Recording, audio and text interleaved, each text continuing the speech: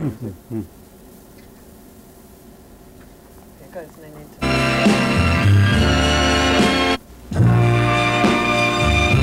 So show me Okay. the stuff while we figure Oh, sure. 10 seconds.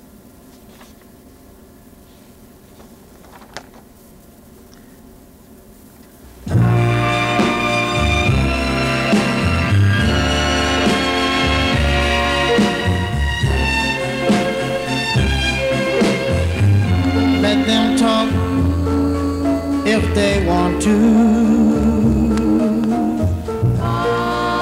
Talk don't bother me.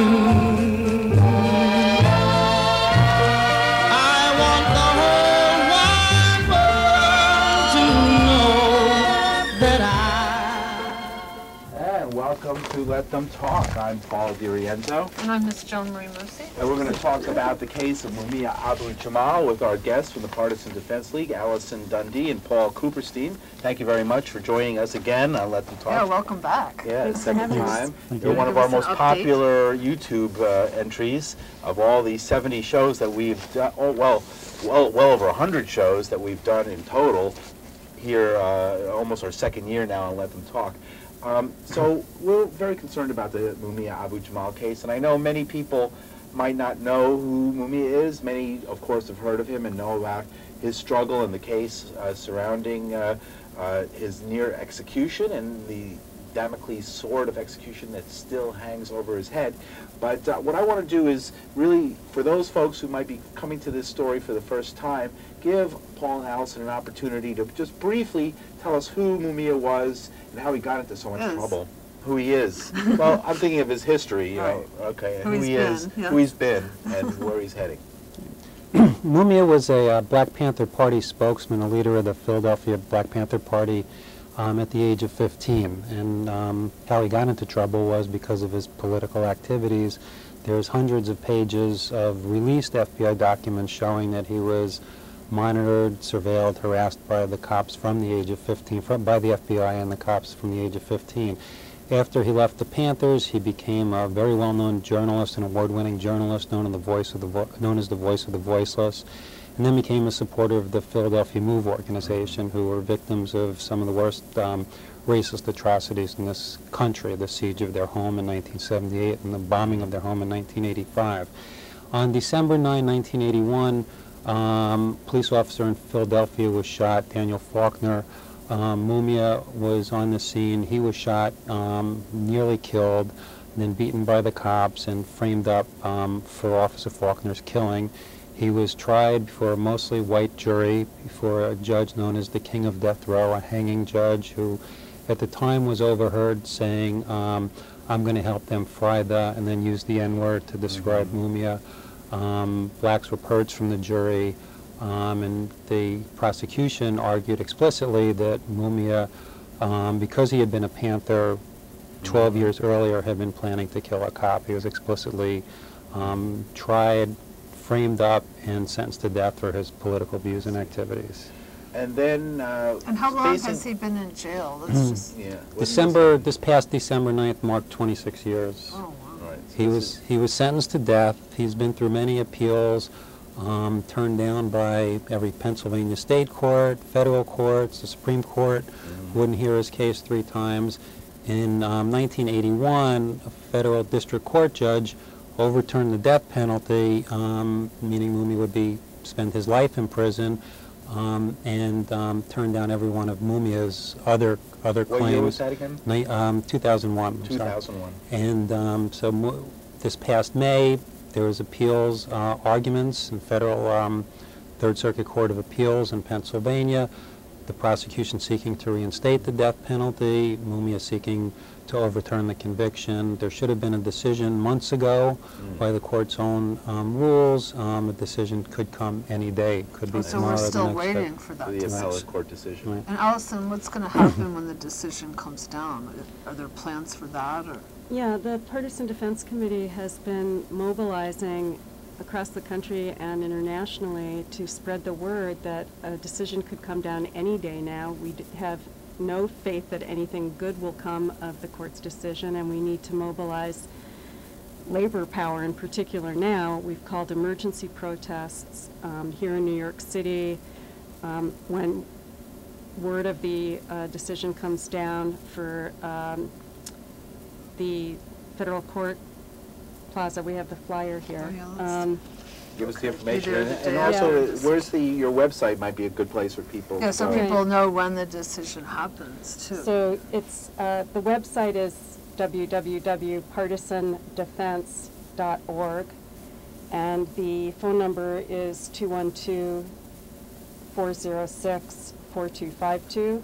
And the emergency protest, the day after a decision, will be at the Federal Building on Broadway between Worth and Duane Streets, 5 to 7 p.m. on a weekday, 1 to 4 on a Saturday. The Mumia Coalition in New York has also called a protest for Uptown at the Adam Clayton Powell Building, which we will also be participating in and urging people to go to. And there'll be protests all over the world. And this is something that couldn't come down at any time. We've But been- is there any hope for it being a good decision for Mumia? Like, what would be the best-case scenario? Well, we don't have a lot of illusions in the court. As I said, every court has turned him down before. An unfavorable decision would obviously mean one that reinstated the death penalty or ordered him to be in prison for life, meaning turning down all his claims. There could be a favorable decision, could order new hearings or a new trial. If one of Mumia's claims that, Mumia had about 26 claims. On appeal, they only allowed him to raise 3 of them. One of them was that blacks were unlawfully excluded from the jury. Long-standing practice in Pennsylvania. In fact, one of the things that was raised going back to the mid-90s in Mumia's appeal was the revelation that a prosecuting attorney in Pennsylvania had actually produced a videotape training younger prosecutors how to keep blacks off the jury and make it legal by Supreme Court standards. So it's a long-standing practice, documented in Philadelphia, but throughout the country, obviously. So if they were to find that blacks were unlawfully excluded from the jury, that would mean a new trial. Before the same racist court system, we think it's important not to have the illusion that a new trial or new court proceedings will win Mumia's freedom. The illusions that, in fact, he would get or could get justice in the racist capitalist courts has helped to demobilize a movement which was made up of millions in the early to late 90s. So you started the show by saying, tell people who aren't familiar with Mumia Abu Jamal, I would say 10 years ago that wouldn't have been necessary. Right. I think one of the important things to stress in terms of mobilizing for Mumia is that he's an innocent man, and he has always proclaimed his innocent. And we don't demand a new trial for somebody who's innocent. Just like historically in this country when there was a movement to free Sacco and Vanzetti, it wasn't new trial for Sacco and Vanzetti. Indeed, they did get one. It didn't do them a lot of good. Likewise, Reuben Hurricane Carter. Free Angela Davis, free Bobby, free Huey, free Mumia. He's an innocent man. And we also try to illustrate through the vicious prosecution of Mumia everything that is inherently racist about the death penalty in this country is the legacy of chattel slavery. So. Yeah, it's interesting, because I'd like to talk more about the death penalty. Maybe you can inform us a little bit about some of the racial disparities in the death penalty generally in the United States. Well, A lot of people are aware of it. Well, over half the people on death row are black or Hispanic, predominantly black. It is a legacy of chattel slavery. It actually traces itself back to the slave codes and then the black codes with the defeat of Reconstruction, which sentenced freed black for slaves and then freed blacks to death for crimes that would be minor crimes for whites. It's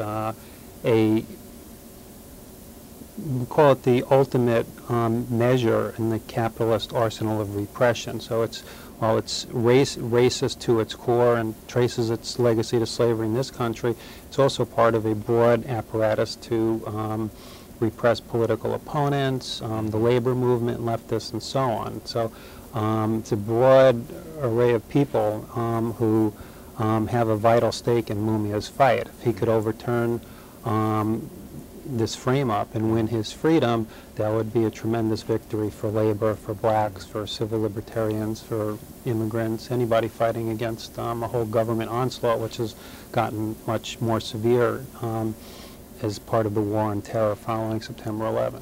Paul Cooperstein, Alison, Dundy, I want to take a minute to introduce our viewers to Mumia Abu Jamal. We have behind us a video we're going to show. We're going to step out of the way now, and then I'm going to play the video and give people an opportunity to listen to a few minutes of Mumia speaking. He's speaking from jail. This is in 1996, and he's talking about the election back then and the role of elections in American society from his opinion. We can see the type of person who they're trying to execute. At this time, he was still facing execution, still on death row, facing the death penalty directly.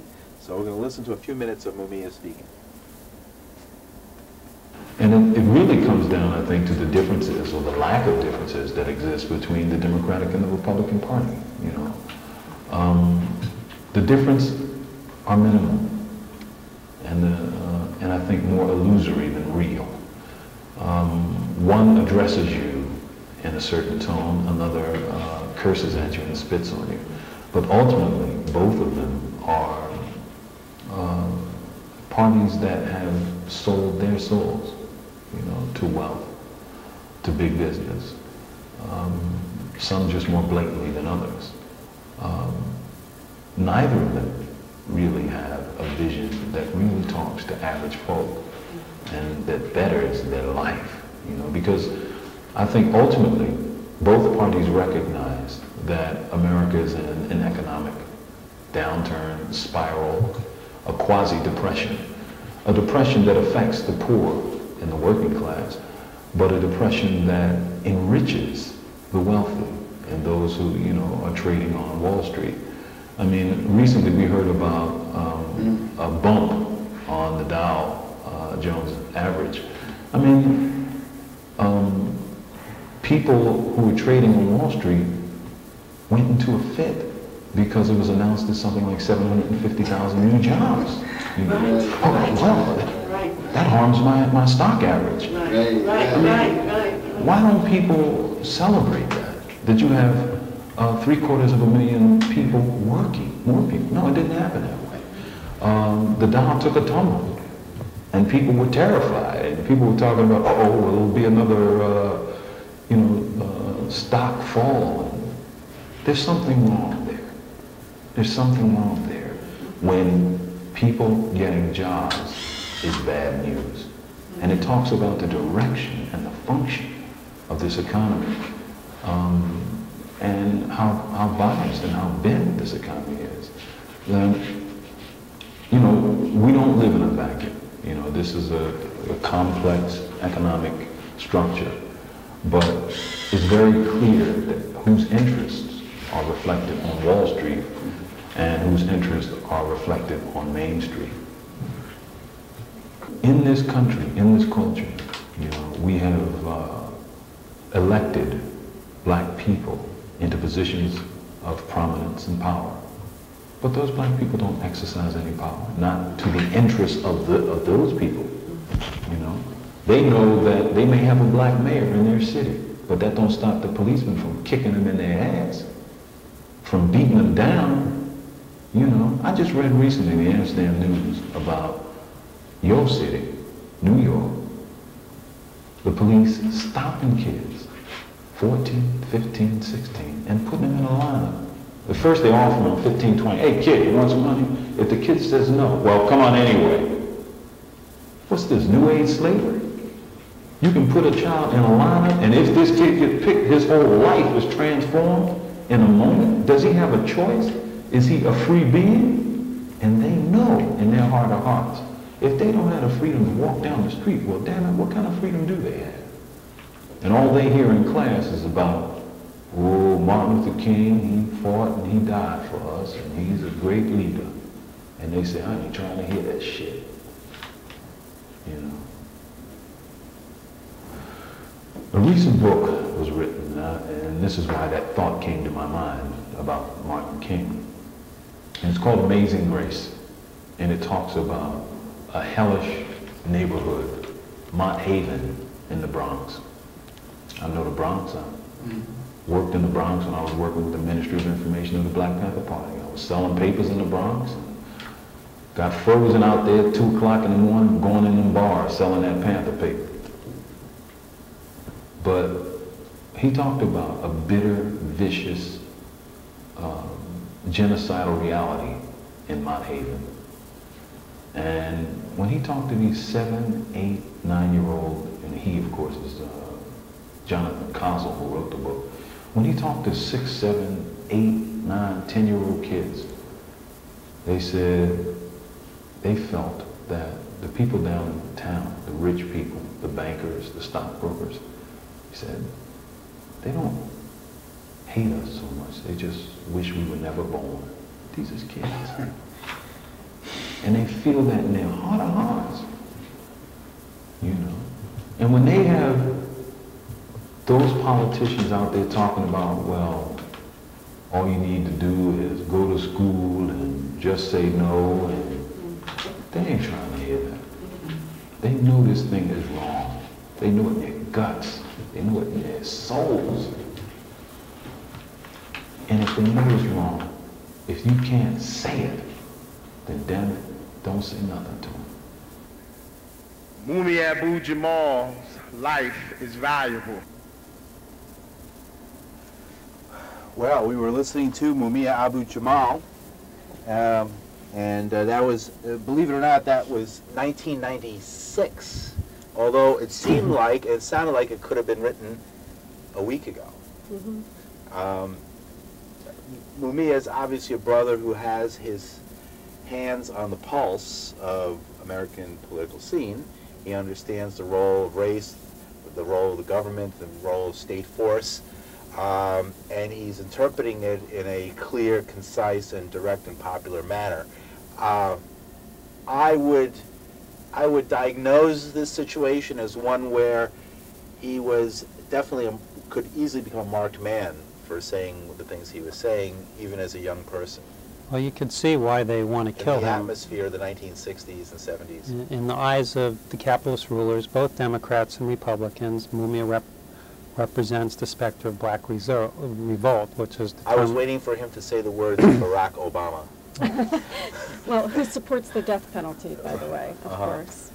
But we didn't, yeah. And we, which I found was interesting. And also I found out today that Barack, as an attorney, even Hillary was bringing this out, defended all the worst slumlords in the city of Chicago as a lawyer, and he was specifically a defender of the slumlords. Not to say that that makes Hillary any better, but it was interesting what comes out when both sides start going after each other and take their claws out. You learn a lot of things.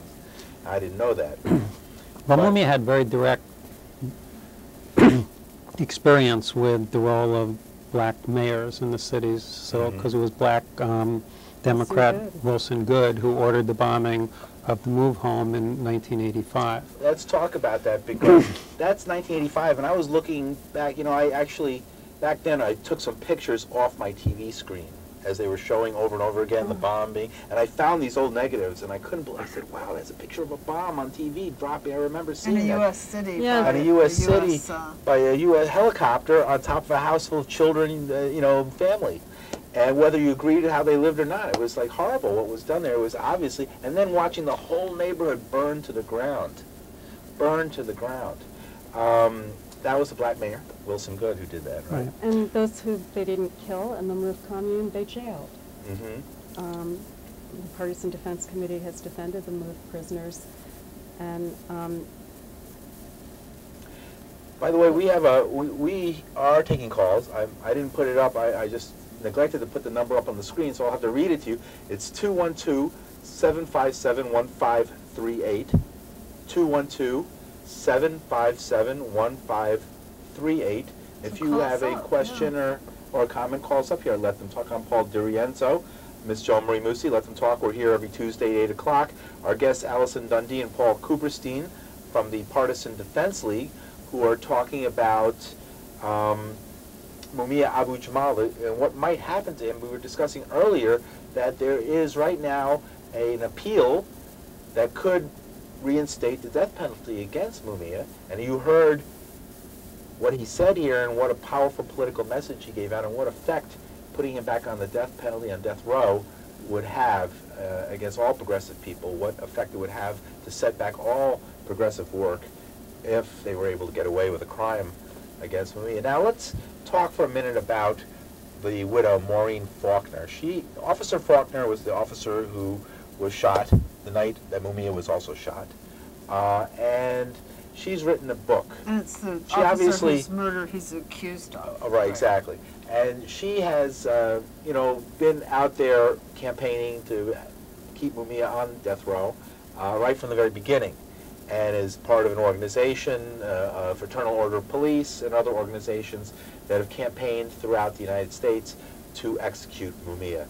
She's written a book. Can you tell us a little bit? Have you read this book or looked at it? Do you know what it's about? Yes, actually she's trying to get Mumia off death row by having him executed as quickly as possible, which is what she's campaigned for the last 25 years. With a decision due any day, a very ominous, dangerous escalation in the campaign by the forces of law and order against him was the release of a book, Murdered by Mumia, by Maureen Faulkner, co-written by a right-wing journalist, radio broadcaster Michael Smerconish, who has a reputation for calling for the mass arrests of immigrants at immigrant rights rallies, and who's dismissed the torture, pictures of torture at Abu Ghraib as naked pyramid pictures. Tells you who he is. This book is a lie from beginning to end. We call it a compendium of lies, myths, falsehoods. They repeat the prosecution's false case from the beginning, things that have been proven false over and over again. I want to emphasize Mumia is innocent. There is mountains of evidence that he's innocent, including a confession of a man, Arnold Beverly, who came forward about 8 years ago, who said that he, not Mumia, shot the officer, that he was hired to do so because Faulkner was a problem for corrupt cops in the mob in the Center City area. There's numerous... So that sort of supports her husband, though, as a good cop and heroic person, if he was against the... I don't know what... I wouldn't say that one way or the other, but what the evidence of Beverly's confession and all the evidence that supports it, including the massive corruption in the Philadelphia police force at the time, the witness statements that Beverly's confession ties together threads that weren't clear before, shows that Mumia's case is not just an aberration, but it shows that he was a victim of a conscious political racist frame-up, and that's why it was not used by his former attorneys, because they didn't want to, come up against the legal establishment as part of their liberal worldview. Does Maureen Faulkner address it in her book? No, not at all. She doesn't even... Well, she mentions that there was this Beverly confession, but they don't deal with the facts of it. The Beverly confession and the evidence supports it has been vilified by many, including those who claim to be supporters of Mumia, like Dave Lindorf, who basically do the prosecution's work by attacking the evidence without attacking the substance of it, because they can't, because there's too much evidence supporting it. Are there any books on Mumia's case, on the trial, and the subsequent work that's been done that you would recommend to folks who might be interested in learning more? Well, what I would recommend would be a couple of pamphlets that the Partisan Defense Committee has produced. One is basically a point-by-point refutation of the Faulkner book we just produced, called Murdered by Mumia, Big Lies in the Service of Legal Lynching. Let's And hold that that up. really covers a I'll lot. even hold it up so closer for folks to see it. And That gives tell a your lot of website. information. Yeah. Yeah, the website is www.partisandefense.org, and you can order... And you can see how to spell partisan defense on the top there. P-A-R-T-I-S-A-N, defense.org. And here's the pamphlet, Big Lies. And there's another pamphlet we did 2 years ago, The Fight the Free Mumia Boo, Jamal, Mumia is Innocent, which I'll be able to hold includes that up for you. the confession of Arnold Beverly, as well as statements by Mumia and his brother Billy Cook. And I want to point out those statements because there are so many lies in Faulkner's book, you can't go through them all here, but she repeatedly says in every chapter of the book, which is a point that the prosecution has used for years and years, that Mumia has never said that he never shot Faulkner has never said what happened, and it's a lie that they know is a lie, because they in fact have Mumia's declaration in 2001 stating exactly what he experienced and saw that night on their website. It exposes, again, how much they lie. They lie about so much. So much is documented in this pamphlet of their lies. They repeat stuff that was regarding ballistics, the phony ballistics they used. They portrayed the judge, the racist Judge Sabo, as a man who was never reversed on appeal, when in fact he had one of the highest reversal rates in the country. So they're upholding Sabo. Right. Oh, definitely. Right. So it's like an Sabo, old, I mean, we're coming, somebody from the era of Rizzo. I don't know if folks know what was It's like happening being in a Philly. Mississippi courtroom in Yeah, the 50s. pretty If you tough. were there in 1995 for Right. the PCRA hearing for Mumia. I do want to emphasize how important these pamphlets are and how important it is to be armed with the evidence that Mumia is innocent, which is part of mobilizing support. We stand for class struggle defense. It means we don't have illusions in the courts. We don't think that if you're nice and you write a letter here or there and you get, you know, a couple of, you know, famous people to say he should have a new trial, that the courts will relent. We think there Like needs to Mike be... Farrell and some of the other folks who signed up on. Right, not We that welcome we're... their right. support, but it's not going to be the key to turning the situation around. So while we support all legal efforts on his behalf, and we have done a lot of legal work to that end, we think that what's required is the mobilization of power, which means social power, the multiracial labor movement, mass labor-centered protest. That's what we have fought for, mobilized on the basis that Mumia is innocent. He must be freed now, abolish the racist death penalty. If you get the threat of labor strikes, labor protests, hundreds of thousands of people on the streets, then you got a chance that the courts may say, wait a minute.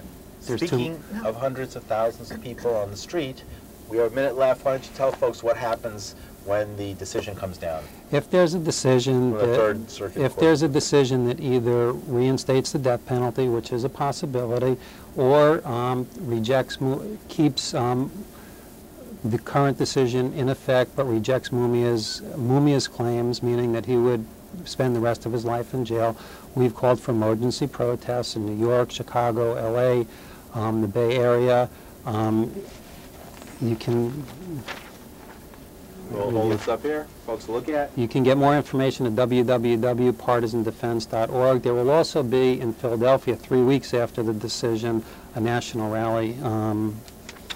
So we urge people to contact us, get these pamphlets. You can order bundles of them. We have Partisan Defense Committee speakers available to make presentations, unions, student organizations, community organizations. And time is of the essence. Not to sound too legalistic, but it's crucial. Like I said, a decision could be tomorrow, the next day. So this is time for folks to get together with their friends, you know, all the activist folks out there in Manhattan who are listening to this, to start getting the gears rolling and preparing for a response when the decision comes down. I think it's also really important for students and young people to get involved in this fight to free Mumia. Thank you, Alison Dundy. Thank you,